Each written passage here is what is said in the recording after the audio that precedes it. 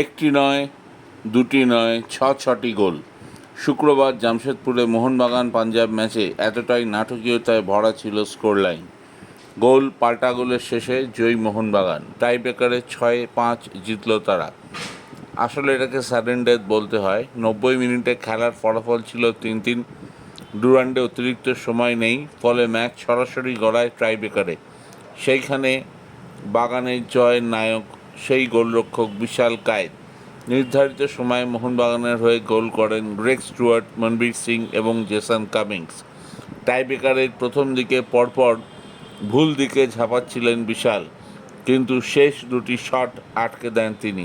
তাতেই জিতল বাগান। প্রথম শট পোস্টে মারেন কামিংস, গোল করেন পাঞ্জাবের বিনীত। এরপর মোহনবাগানের হয়ে পরপর গোল করেন Manvir, Liston, Dmitry, Stewart, Shubhashis এবং টম।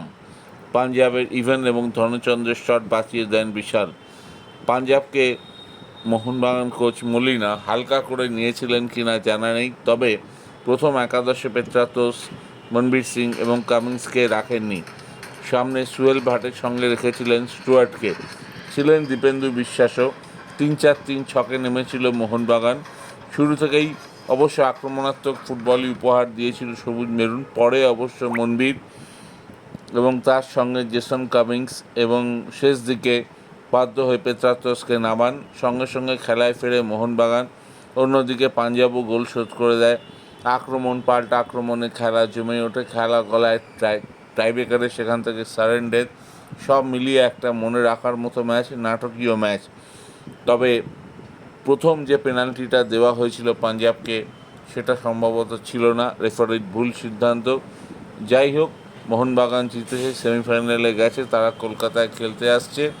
এটাই মোহনবাগান সমর্থকদের পক্ষে বিশাল খবর।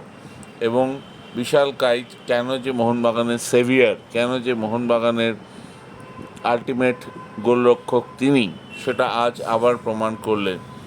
চ্যানেলটিকে অবশ্যই লাইক অ্যান্ড সাবস্ক্রাইব করুন। ধন্যবাদ।